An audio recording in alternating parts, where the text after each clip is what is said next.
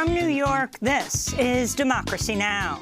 Let this be a lesson to the fossil fuel industry that consultation is not consent, that Indigenous peoples will resist and are resisting all over the globe, that this is a fight for our future, for our children's futures. I hope that Energy Transfer Partners tells all of its fellow fossil fuel destroyers that they lost this massive fight. In a major victory for Indigenous and environmental activists, a federal judge has ordered the Dakota Access Pipeline be shut down and emptied of all oil in the next 30 days, pending an environmental review. We'll speak to Indigenous attorney Tara Hauska and Standing Rock Sioux elder LaDonna Brave Bull Allard, who helped lead the resistance at Standing Rock. Plus, we look at Duke and Dominion Energy's decision to cancel plans to build the Atlantic Coast Pipeline after years of protest.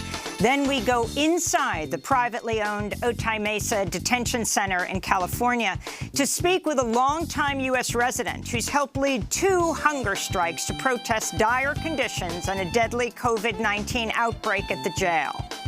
We are still in an unmitigated disaster. That the condition is still dire. The amount of detainees that's been affected with positive here in Otay Mesa is around 250 detainees, and they still haven't done anything to mitigate the situation. All that and more coming up. Welcome to Democracy Now!, democracynow.org, The Quarantine Report. I'm Amy Goodman. In a major victory for the Standing Rock Sioux tribe and Indigenous and environmental activists everywhere, a judge has ordered the Dakota Access Pipeline to be shut down and emptied of all oil in the next 30 days, pending an environmental review. U.S. District Court Judge James Boasberg said the U.S. Army Corps of Engineers has violated environmental law when it granted a permit for the pipeline without an extensive environmental assessment. The fight to stop DAPL, led by Indigenous land defenders, catalyzed a major grassroots movement with the 2016 resistance at Standing Rock, watched by millions of people around the world. We'll have more on the story after headlines. In other pipeline news, the Supreme Court Monday ruled construction on the Keystone XL pipeline must remain on hold while it undergoes further regulation and a lengthy permitting process. The ruling was a win for environmental and Indigenous activists who have long been fighting the project. However, it was tempered by the justices concurrently clearing the way for a number of other pipelines to move forward under a fast-track permitting process. Thousands of international students enrolled at universities in the United States could face deportation if their schools switch to online-only courses in the fall due to the coronavirus pandemic. On Monday, ICE, that's Immigration and Customs Enforcement, issued guidance stating, quote, active students currently in the United States enrolled in such programs must depart the country or take other measures such as transferring to a school with in-person instruction to remain in lawful status, unquote. ICE also said U.S. Customs and Border Protection will not permit students to enter the United States. ICE released the guidance just hours after Harvard University announced all classes will be online.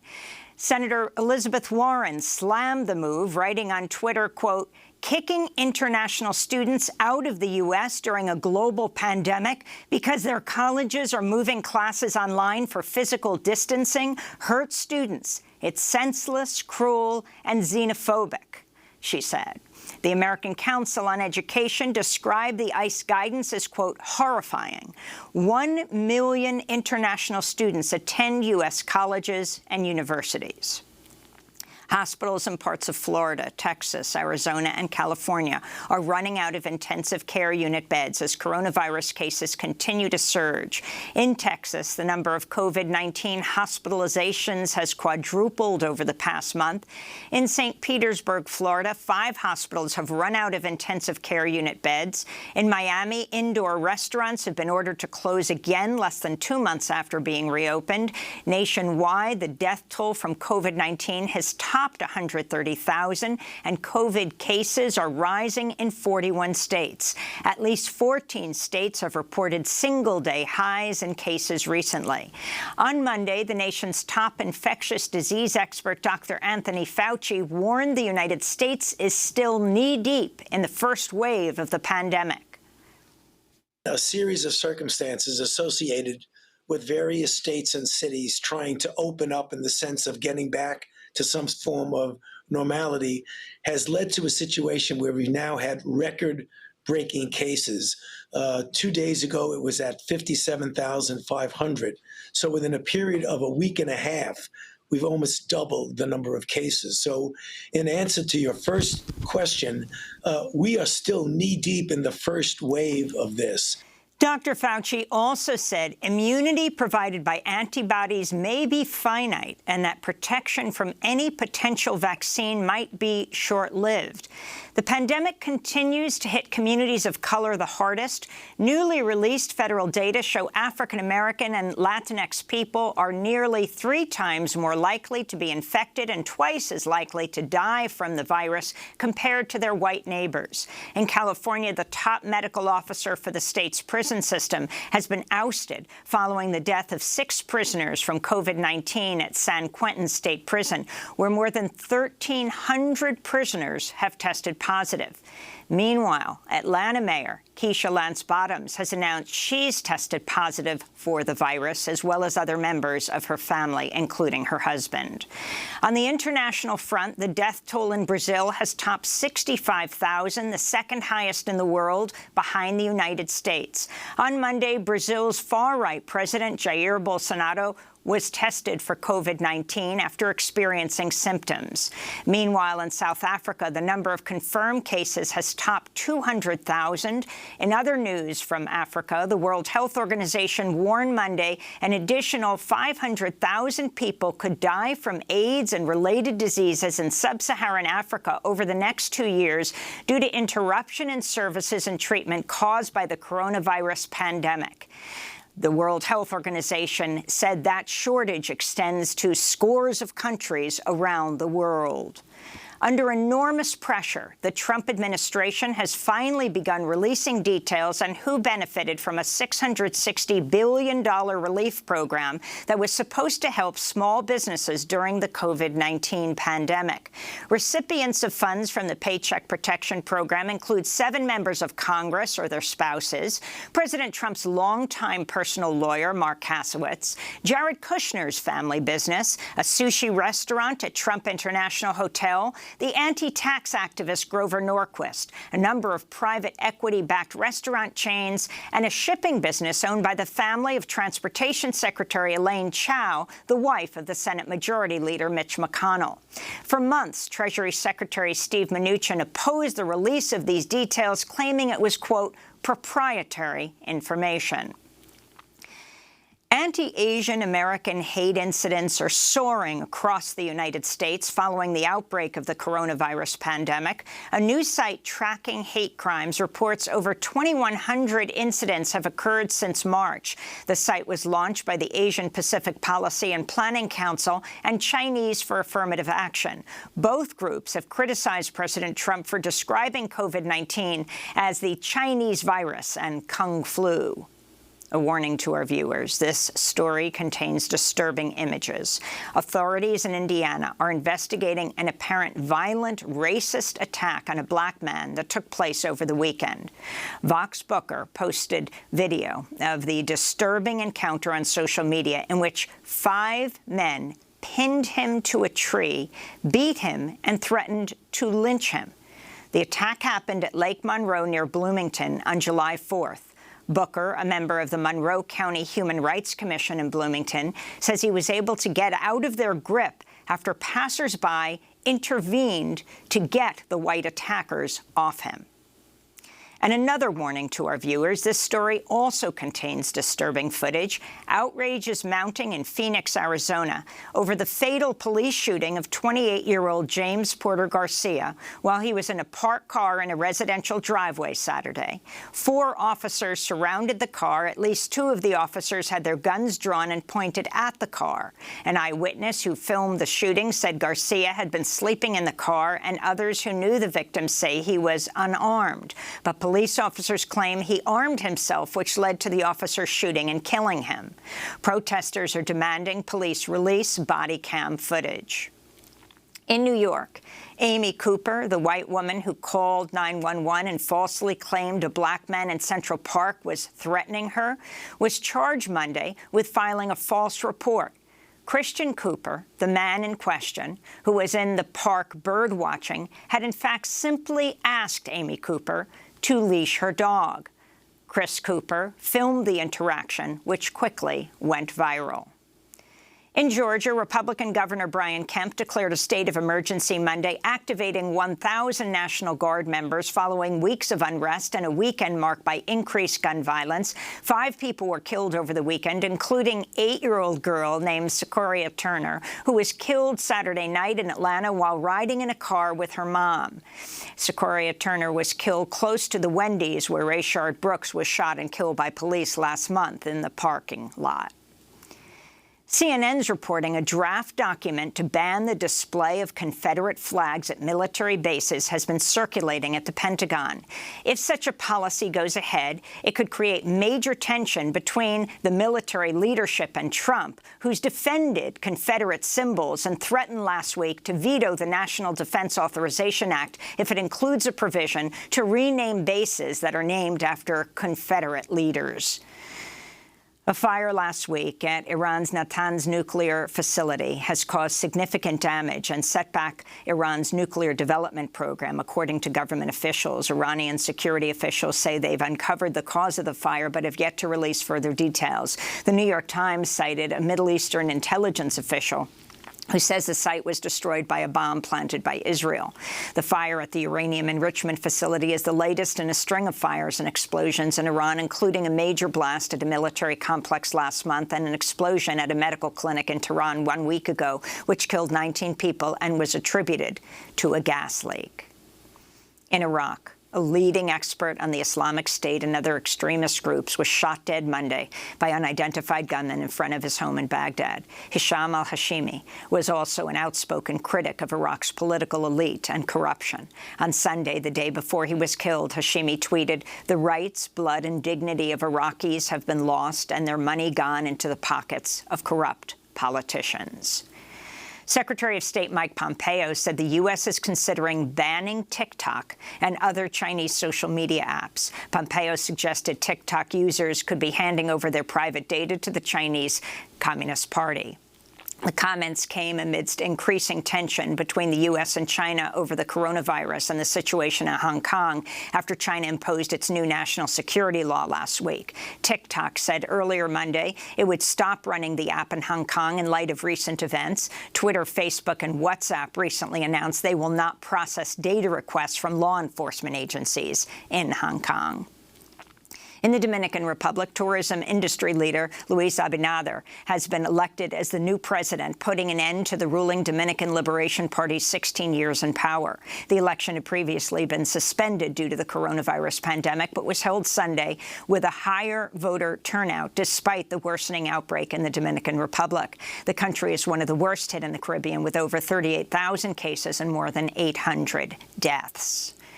Lawmakers in Germany voted to phase out coal use entirely by 2038, the first major economy to make such a commitment. Germany has also said it would eliminate nuclear energy by the end of 2022. But environmental groups say the move does not go far enough to mitigate the climate crisis, pointing out Germany burns more lignite coal than any other country. Climate activists and the German Green Party say the government should phase out coal by 2030 at the latest. This is Green Party leader Annalena Baerbock. It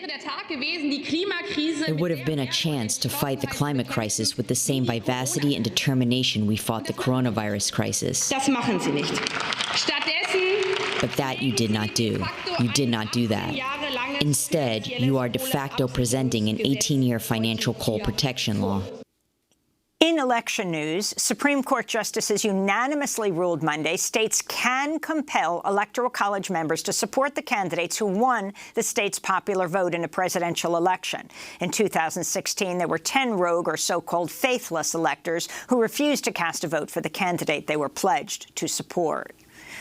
And campaigners are urging consumers to support Blackout Day 2020 today. The campaign urges Black Americans not to spend any money to highlight their economic power and as a means to pressure politicians and businesses to work toward ending systemic racism. Those who need to make purchases are being encouraged to support Black-owned businesses. The initiative was spearheaded by social media personality and activist Calvin Martyr.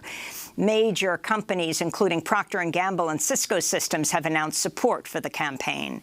And those are some of the headlines. This is Democracy Now!, DemocracyNow.org, The Quarantine Report. I'm Amy Goodman in New York with Juan Gonzalez, broadcasting from his home in New Brunswick, New Jersey. Hi, Juan. Hi, Amy, and welcome to all of our listeners and viewers across the country and around the world. Well, we're going to turn now to our top story. In a massive win for the Standing Rock Sioux Tribe and indigenous organizers across the country, a federal judge has ordered the Dakota Access Pipeline shut down and called for it to be emptied of all oil in the next 30 days, pending an environmental review. U.S. District Court Judge James Boasberg issued the decision on Monday, saying the U.S. Army Corps of Engineers violated environmental law when it granted a permit for the pipeline without an extensive environmental assessment. That permit has now been revoked until an environmental review is conducted, a process that could take years. Standing Rock Sioux Tribe chairperson Mike Faith called the move historic and said in a statement, quote, "This pipeline should have never been built here. We told them that from the beginning," he said. The company, Energy Transfer Partners, owns the pipeline and said in a statement Monday it will appeal the decision. Their CEO, Kelsey Warren, is a major supporter of President Trump. The Dakota Access Pipeline has been operating since 2017, carrying fracked petroleum from the Bakken oil fields in North Dakota through South Dakota, Iowa, and Illinois for transfer to another pipeline to carry it on to the Gulf Coast. The Standing Rock Sioux call the pipeline the Black Snake. Monday's historic court order comes more than 4 years after the resistance at Standing Rock began in 2016, bringing tens of thousands of people to North Dakota to oppose the pipeline's construction on sacred lands. Democracy Now! Was there on the ground covering the struggle. On September 3rd, 2016, Labor Day weekend, the Dakota Access Pipeline Company unleashed dogs and pepper spray on Native Americans seeking to protect their sacred tribal burial site from destruction. This guy maced me in the face. Look, it's all over my sunglasses. Just maced me in the face.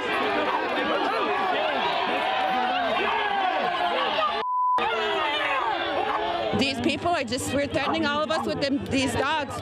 And that woman over there, she was charging them and it bit somebody right in the face. The dog has blood in its nose and its mouth. And she's still standing here threatening you. Why are you letting her dog go after the protesters? It's covered in blood. Over there with that dog. I was like walking, throw the dog on me straight, even without any warning, you know. Look at this. Look at this. The dog. Yeah, the dog did it, you know. Look at this. Yeah, so did it. To see the full report from 2016, you can go to DemocracyNow.org. But for more on this historic court order, we're joined by two guests. LaDonna Brave Bull Allard is a member of the Standing Rock Sioux Tribe and founder of Sacred Stone Camp and Resistance to the Dakota Access Pipeline. And Tara Hauska is with us, indigenous lawyer, activist, and founder of the Ginu Collective. She's Ojibwe from Couchiching First Nation. We welcome you both to Democracy Now! We're going to first go to LaDonna Brave Brave Bull Allard, speaking to us from her home right next to the Cannonball River.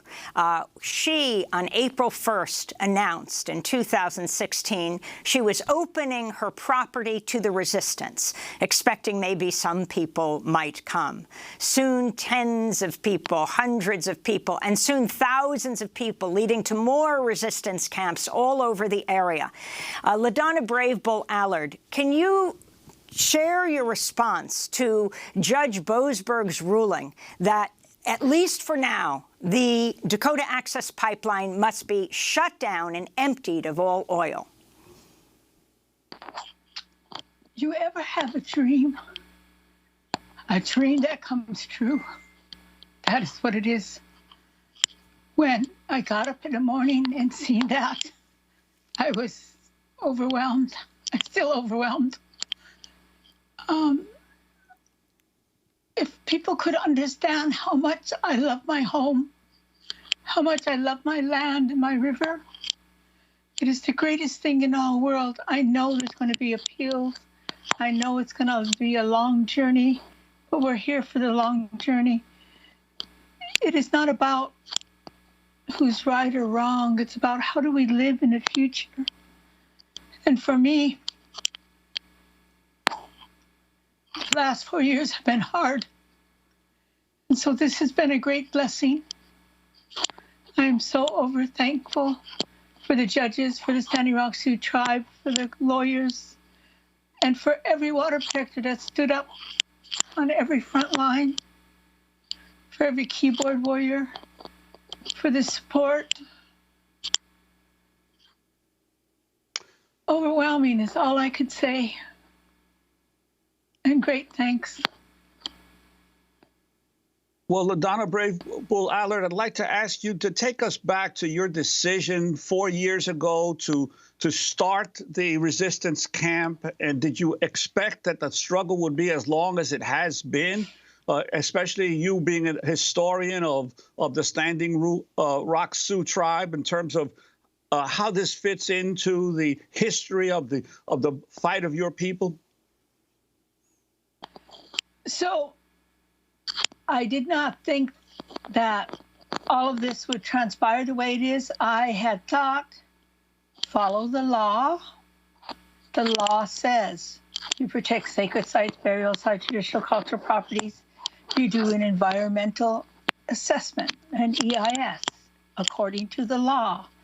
And I just assumed that they would follow the law.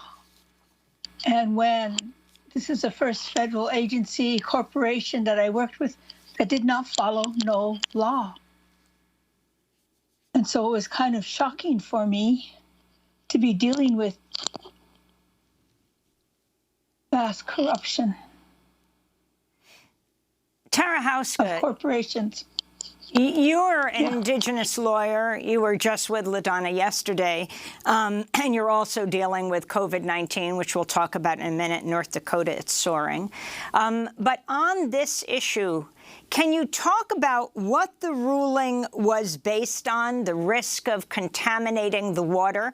You were on the ground in 2016, also a part of the resistance, the significance of what Boasberg has ruled.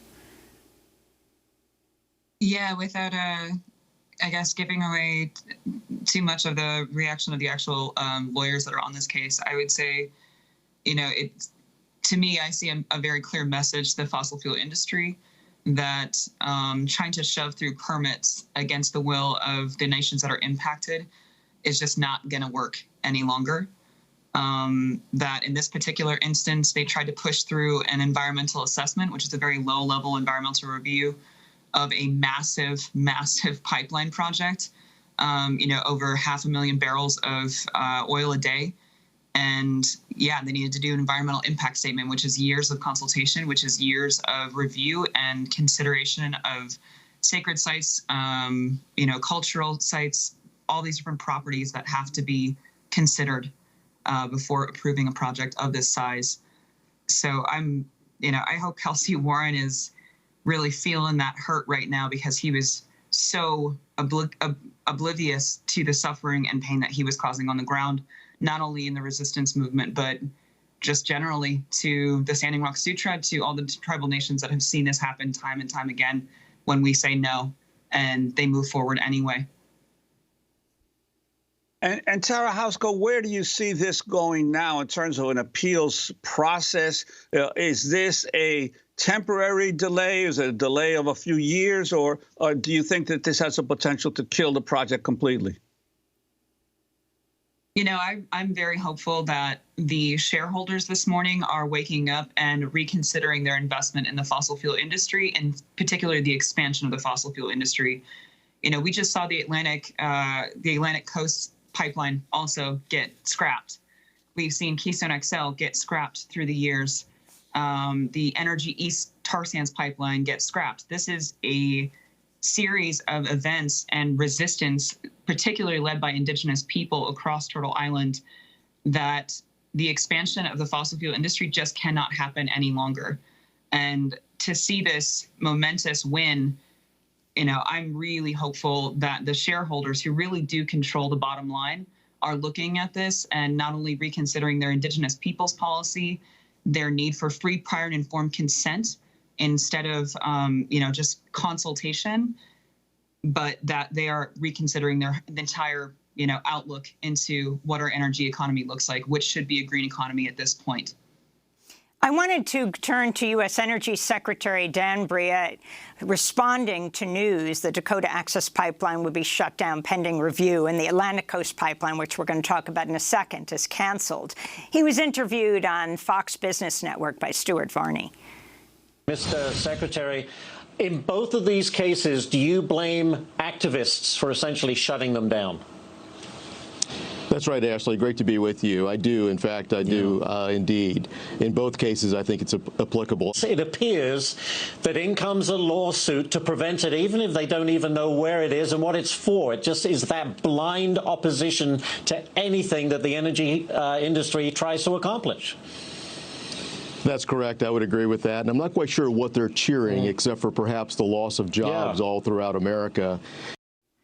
So that's the U.S. Energy Secretary talking about crediting protests, actually, with the closing down of these major pipelines. LaDonna Brave Bull Allard, did you ever dream on that day, April 1st, 2016, that so many people would come, not only to your property, the Sacred Stone Camp, but to the Red Warrior Camp and to so many others, what this activism would mean? And where do you think, how do you think it will manifest itself now? I had no idea that so many people would come and stand up. But after talking to Indigenous people from all over the world, we are all in the same position of extraction industries coming in, destroying water and land and our environments. Right now, we are in the 6th extinction rate of animals. We shouldn't be here. When I started talking to people from everywhere, one of the things that I understood is it is a time for change. The time is now. We cannot go any further with extraction industries until we repair and allow the earth to heal again. That is the most important thing that we have to do to live. We have to have clean water. We have to have clean environments to live. Let me see. If you're putting money before lives, that is unjust. Tara Houseco, I'd like to ask you, in terms of the pipeline has been in operation now. President Trump made it a big part of his presidency to get it running. What's been the impact in the time that it has been running? Although the judge now says within 30 days it must stop all flow of oil. I went out to the Standing Rock Sioux Reservation to stand with LaDonna Allard because I saw her on Facebook and because I saw youth runners that ran 2,000 miles from Cannonball to Washington, D.C. and, you know, packed my things and went that way because I understood not only was this a moment where people were taking a real stand and saying, we're not going to accept this, we're not going to accept you running over our rights yet again, but it was also this understanding that we are talking about the bulldozing of sacred sites, of places that can never be brought back, of the risk to the drinking water of the Standing Rock Sioux Reservation. Let's not forget that this pipeline was originally supposed to go through the drinking water further upstream near Bismarck, but instead it got rerouted right next to the reservation. You know, clear, obvious environmental racism and disregard for Indigenous lives. So, you know, it's been 4 years of knowing that that pipeline is right next to, is only a couple hundred yards from the water intake of the Standing Rock Sioux Reservation, of knowing that a break could impact not only that reservation, but the 17 million people that live along the Missouri River. You know, not to mention the continued extraction of fossil fuels from the ground, the continued impact to the environment, to greenhouse gas emissions, to the climate crisis that we know is happening all over the globe. This is a project that was one of many, but it's one that, you know, I think people recognize that it was time to take a stand, and it reached the world. Tara, and we continue to fight on. In a statement, Energy Transfer said, we intend to immediately file a motion to stay this decision, if not granted, to pursue a stay and expedited appeal with the Court of Appeals. We also believe the Army Corps of Engineers has the ultimate jurisdiction over this matter pursuant to its regulations governing Corps property, they said. If you could comment on Energy Transfer Partners CEO, the billionaire Kelsey Warren, a major supporter of President Trump, recently hosted a fundraiser at his home in Dallas. And if you can talk about his role. Kelsey Warren was, you know, somebody that was absolutely, completely oblivious and, you know, outright dismissive of human lives on the ground. I mean, you mentioned at the beginning of the segment, you know, the fact that Energy Transfer Partners, private security, unleashed dogs on women and children, unarmed people, that people were bitten. I interviewed Tashina Smith, a young woman who had been bitten on the breast that day, you know, and that was a pattern of ongoing harm and extreme brutality that was unleashed onto unarmed women and children and to unarmed people that were trying to protect sacred sites from destruction. Kelsey Warren knew all of this. He knew about the environmental racism question. He knew about, you know, the fact that there were 10,000 people at one point in this encampment in North Dakota. It was the 13th largest city in the state. He knew what was happening. And I'm sure he knew when all of his shareholders were showing up and his financial backers, the 17 banks behind the Dakota Access Pipeline project, were pulling out parts of their loans from the project. You know, his alignment with Trump is similar to many fossil fuel industry insiders and executives that have either been installed into the administration itself, like I think about the Secretary of State, former Exxon CEO, many lobbyists and people that have established themselves in the administration. I'm guessing they're pretty nervous about the upcoming elections and the handling of the COVID-19 crisis by the Trump administration. And you were just giving out masks yesterday, Tara, trying to make sure people in North Dakota are protected, the indigenous people of North Dakota, like Standing Rock. Actually, we were down in the Navajo Nation, so I'm kind of on my way back up north. Navajo Nation has been a spot in the United States that's had some of the worst COVID-19 statistics in the entire nation. So we were handing out, delivering boxes, contact-free, of hand sanitizer, diapers, food, you know, masks, everything that we can give to help people that are already living in disparate conditions, that are already living without running water, without electricity, and living with all the inequities that already exist in this country. Well, Tara Houska, I want to thank you for being with us, Indigenous lawyer joining us from Alamosa, Colorado, and LaDonna Brave Bull Allard, member of the Standing Rock Sioux Tribe, founder of Sacred Stone Camp, in resistance to the Dakota Access Pipeline, joining us from her home right along the Cannonball River, where she has experienced this enormous victory yesterday, a battle she has devoted her life to over these last few years. We're wishing you the best of health, LaDonna, as you struggle with brain cancer. You've been an inspiration to so many. Your final thoughts? We've only just begun. I encourage everybody to continue to stand. There must be justice in this world, and there must be accountability. And I truly believe if we can have those two major components, we can change for a better system. We need a better system in America. We need a system that's equal to everybody. And we need, as Native people, not to be invisible in our own homelands. We are only here to help. We are only here to teach you to love the land and the water. LaDonna, thank you so much. Best of health to you.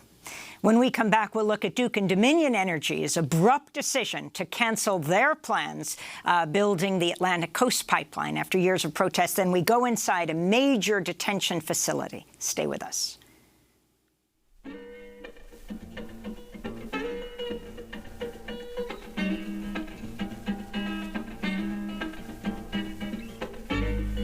I am blind and I cannot see. You out there, you're painted evil, don't bother me. Playing on the clothes you wear, laughing down at me, but I don't care. Right on. Willie Wright performing Right On for the Darkness. Wright passed away last week at the age of 80. This is Democracy Now! I'm Amy Goodman with Juan Gonzalez. We're going now from Standing Rock to Appalachia, where anti-pipeline activists won another massive victory over the weekend when Duke and Dominion Energy said they'd cancel plans to build the Atlantic Coast Pipeline, a 600-mile pipeline that would have carried frack gas from West Virginia to North Carolina. Indigenous leaders and environmental groups have opposed the pipeline since it was announced in 2014, saying it threatened rural Indigenous Black and Brown communities. The pipeline's planned route would have run through Union Hill, Virginia, a historically Black community founded by freed slaves after the Civil War, and Robeson County, North Carolina, home to the Lumbee tribe. The massive utility company said lawsuits had increased costs for the pipeline by at least $3 billion, citing increased costs, ongoing delays, and potential future legal battles as reasons for canceling the project. Well, for more on the canceled Atlantic Coast Pipeline, we go to Pembroke, North Carolina, where we're joined by Donna Chavis, senior fossil fuel campaigner for Friends of the Earth, elder of the Lumbee Nation. She's called the fight against the pipeline a David versus Goliath struggle. Welcome to Democracy Now! Well, it looks like you have won this struggle, Donna Chavis. Can you respond to the decision and where you think it came from? Yes, and thank you for having me today, Amy. The decision is something that I was elated about. I was in a grocery store and I heard about it and had to go outside to celebrate. Where it came from, I think it came from a number of sources. Of course, we have Duke and Dominion's answer in that it became too expensive and all of the delays caused by people on the ground forced them to pull out. And I would have to agree with them in the sense that there was an awful lot of opposition to this. What the decision means is that the environment, the communities that would have suffered irreparable harm, and the Indigenous, Black, and other peoples of color who would have been disproportionately impacted had the pipeline been built, are now have that cloud lifted from them. I think that there were signs that this pipeline was not going to go anywhere. It was called the Pipeline to Nowhere. At least 2 years ago, when all of the financial disarray related to the project began to become apparent. And Donna Chavis, what about the situation, the energy market situation worldwide as oil has plummeted in price?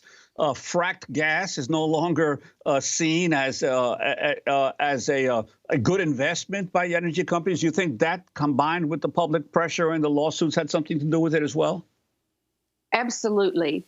In fact, Friends of the Earth, over the last 18 months, released no less than 3 reports that showed the risk of investing in this project, and not just this project, but fossil fuels in general. Gas and oil are no longer the cheapest source for energy. And I know that at least in North Carolina, decisions are supposed to be made about what is the best product for the citizens. And in this case, gas and oil is not the best. As you just pointed out, the price for both of those has just plummeted. In the United States, we have a glut. We have a glut of both gas and oil. So even though it was said that it was going to be used in North Carolina, in my case, it was clear that this was going to be for export. So there were so many factors that were involved with the calamity that happened to the companies anyway. They see it as a calamity. In 2017, Unicorn Riot interviewed John Lowry, a lifelong resident of Union Hill, the historic Black community founded by the descendants of freed enslaved people in the incorporated Buckingham County, Virginia. Residents of Union Hill for years spoke out against the Atlantic Coast Pipeline, which would have cut right through Union Hill. This is what he said. We are in the zero zone. In other words, we are first to go. We know that it will emit poisonous gases. We know that. And we know that it will definitely contaminate the water. We are now just recently begin to find slave cemeteries. This community is perhaps 85% Black. Perhaps that's why they say this area has no culture or natural resource, which is both lies. So that's John Lowry, lifelong resident of Union Hill. If you could, Donna Chavis, talk about the solidarity between Indigenous people, the African-American community as well, what this solidarity meant in defeating the pipeline. This solidarity was absolutely necessary. Early on, we began to say that we were in sacrifice zones. I relate totally to everything that Mr. Lowry said, because in so many cases, the communities, the Black communities, the Indigenous communities are sometimes officially declared sacrifice zones. And so as we were working up and down the pipeline in resistance and opposition, we found ourselves in a wonderful situation of crossing the boundaries between race and class and bringing together the Indigenous and African-American communities. I'll give you one example. Northampton County, which is what I used to call the northern gate of the pipeline coming into North Carolina, it is a majority Black community. And then you have Robeson County that is a majority Native American and Black community together. So along the pipeline route, we were joining together the northern gate and the southern gate and all those in between to work against this substantial problem that we were facing. And we held each other up and kept going until we were on the phone Sunday, calling and texting and emailing all over the place with the celebration. And Donna Chavis, we have only about a minute or so left, but I was wondering if you could tell us a little bit about the Friends of the Earth is turning its attention now to a gas storage facility in North Carolina that Piedmont Natural Gas, a subsidiary of Duke Energy, is planning to develop. Could you tell us briefly what that project is about? Yes, it is a Duke Energy project through Piedmont Natural Gas, which is a wholly owned subsidiary.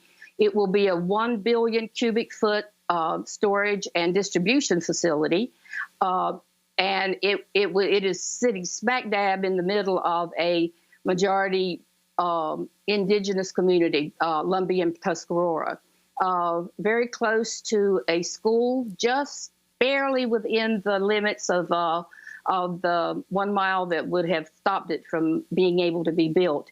The impact is already being shown in the sense that there's been clear cutting of all the forest that's there. There has been some flooding with all the rains we still have. We were hit very badly with Florence, and that particular spot was flooded most of the time during the storm and for quite a while afterwards. So there is, we have been already paying attention to that project, and now we will just be able to put even more of our resources into approaching and assisting the community in its opposition. Well, Donna Chavis, we want to thank you for being with us, senior fossil fuel campaigner for Friends of the Earth and an elder of the Lumbee Nation. Friends of the Earth speaking to us from Pembroke, North Carolina. This is Democracy Now! When we come back, we go inside Otay Mesa Detention Center, the jail near San Diego. Stay with us.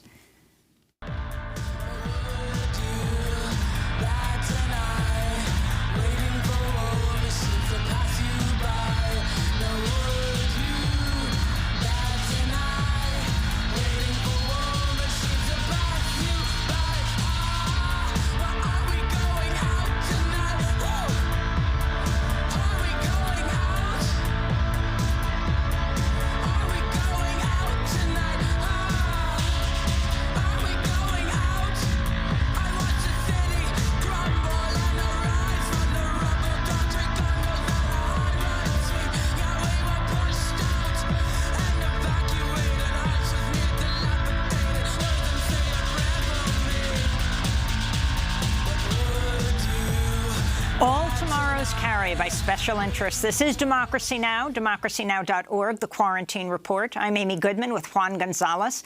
The number of people jailed by ICE, that's Immigration Customs Enforcement, who've tested positive for the coronavirus continues to rise, with more than 2,700 cases reported. Among the hardest hit by the pandemic is the Otay Mesa Detention Center in California, where a mass outbreak of COVID-19 has infected at least 167 people and led to the death of 57-year-old Carlos Ernesto Escobar Mejia last month. Immigrants detained there report dire conditions, lack of medical care, and the repeated use of pepper spray as retaliation.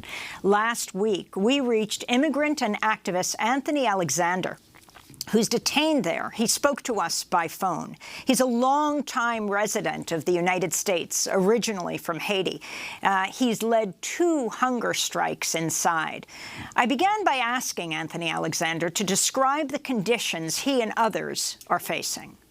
Well, we are still in an unmitigated disaster. That the condition is still dire. The amount of detainees that have been affected with positive here in Otay Mesa is around 250 detainees. And they still haven't done anything to mitigate the situation. The lack of health care is still, we have between 3 to 9 medical staff on any time on the premises. And we decided to hunger strike because we were asking for basic dignity. And as a retaliation, they pepper sprayed us. This was really hard for us. It was really hard to breathe. It was about 20 minutes when they came in and asked us that they're going to put us in a unit that had 15 detainees that had tested positive. We didn't want to leave because our body was so feeble because we were on a hunger strike, and they decided to come in and pepper spray us. There was like people on the floor. It was like 20 minutes of pain, just like you could see Floyd is struggling for air. That's how we were at this point. And they came in, dragged us out of our cell, and put us to another unit to go to a pod where Carlos Escobar worked. So they took 15 detainees that was an M pod to put them on L pod that they just finished pepper spraying. It was unbelievable. That's what makes the situation so pernicious, because they took Carlos. At that time, we saw him gasping for air when they were putting him on L-Pod, which was the pod that we just left. They just finished pepper spray. They waited 3 days after watching Carlos Escobar struggling for air. They waited for 3 days to take him to outside medical. I could not believe that. That was something that is very negligent. And they decided after that to take us to a medical unit that had 3 other detainees that tested positive, where we sharing phone. They're not properly cleaning it. The cell where we were was dirty, filthy, dirty, with blood stain on walls, spit on the floor. I had to clean the cell myself when I was so weak. It was unbelievable, unbearable in this facility. And Anthony, I wanted to ask you, back in April, the prisoners were told to sign contracts that were written only in English in exchange for receiving face masks. And I would assume that the vast majority of the detainees there are of Mexican or Central American origin. Many of them don't speak English. What was your? And then they were pepper sprayed when some refused? Yes, the reason why this occurred is because they did not give us proper PPE at all. The mask they give us was actually 1 day use only, and they give you that twice every 2 months. And we had to cut off pieces of clothing to make personal masks with that. So because those property belonged to them, they pepper sprayed us for cutting pieces of those clothing to put as masks. And they want you to sign to get those little instant masks that I'm just discussing with you right now. And most of these detainees does not speak English, and you have to sign for it. I was the one that's trying to translate what it was to make sure that everybody got one in my unit so they could be able to protect themselves. That is accurate. So yes, this is indicative to how they behave when they don't like you to do something. They just pepper spray you. That's indicative to how they behave. Anthony, I wanted to play a video, a recording you made for the organization Otay Mesa Detention Resistance, to play for California Governor Gavin Newsom during a meeting with his staff last month. My name is Anthony Alexandre. I'm at Otay Mesa Detention Center. I'm a legal permanent resident for 30 years. I was born in Haiti. Governor, you have been a beacon of hope to all of us here. We believe that you are a pragmatic type of person. You will do the right thing. Governor Newsom, send the AG to investigate, or please tell us what step are you going to take to save our lives. So, Anthony Alexander, do you know if the governor heard this? The conditions in the prison now, are you still asked to sign a waiver if you get a mask, if you want to get a mask, that would absolve Core Civic of liability? This is a for-profit detention company, prison company that runs Otay Mesa. Describe what Core Civic is and whether the governor has responded. The governor, 40 detainees on my unit, we signed a letter to Governor Newsom, and we sent it to their office. They sent back a letter saying that they wanted to speak to us, but we haven't heard back from them ever since we had the first conversation. Now, at Otay Mesa Detention Center, the last time they gave us a mask was at least a month and a half ago. These are cloth masks. They give us not those, instinct masks anymore. So they give us 2 masks. We have to wash them all the time. And, most of these detainees are not wearing any mask anymore because we back in our unit, we try to keep it clean. They don't allow us to go outside. They lock us up at least 18 hours a day now, and they're giving us 3 times a day bologna sandwiches. So basically, Core Civic is telling us they do not care about our health. They do not care about anything else but their bottom line. So this is not a place where you can be comfortable. They make it very difficult for you to breathe. They tell us that we have to if you don't want to get infected. First of all, they say they're not responsible for us if we get COVID-19, and they tell us that if you don't want to test positive, you can sign for your deportation. So they're basically using the COVID-19 to make us sign for a deportation.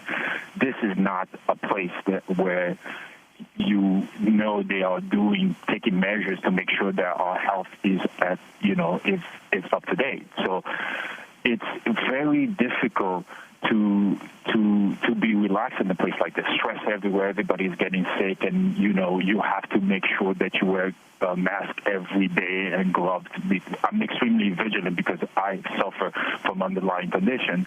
So every time I go out of this 7x12 cell, I have to put a mask, wear a glove to make sure that I don't get sick because I suffer from an underlying condition. So everybody in here, we all worried. Everybody think that that if something happened to us, we might die. Some of these guys are signing letters to their family to say, please, because after Escobar, we saw what had happened with Escobar. We all thought maybe we won't make it because some of these guys, this condition is so bad. I remember seeing one guy slit his own throat. There was one other guy that swallowed a battery, because they don't want to go back to their country and they don't want to leave. They don't want them to stay here in the U.S. So this is very stressful being in here. Final words, Anthony, as we wrap up here, speaking to us from inside the Otay Mesa Detention Center, what the external solidarity means to you. You have the Otay Mesa resistance movement outside. How do they get word inside? How do you get word out? Well, this was difficult because this is very important to hear. When I arrived here, I've been trying to vindicate my right, and ICE blocked me from vital information that would facilitate me to win my cases. They blocked numbers, like, for example, Otay Mesa Resistance, they blocked their numbers for us to call because sometimes I would need information. They're the one that would help me out. They blocked those numbers. They're making sure that you watch specific shows they want to watch. We're not allowed to speak to other detainees on the different units. It's like having their foot on our necks. They're not allowing us to do the things that need basic. Our right is violated. Our First Amendment right is violated. So ACLU had filed a letter to let them know to cease and desist because, they're not supposed to do that. So basically now they are allowing us to speak to the resistance again. So this is not the United States of America. Once you arrive here, you basically have no rights. That's what they're telling us. This is civil detention. It cannot be. We are both in the world. We are all in a world that none of us have lived before. So it cannot be business as usual, And ICE cannot just ignore basic dignity and have us being in here where we could be on ankle monitors with our family. There's no reason why they should keep us in here unless profiting from our suffering. You're calling for Otay Mesa to be shut down, Anthony? Yes, because we don't have to be here. We all could be home with our family on ankle monitors to fight our cases on the outside. What's the point of being in here if it was just not for profit?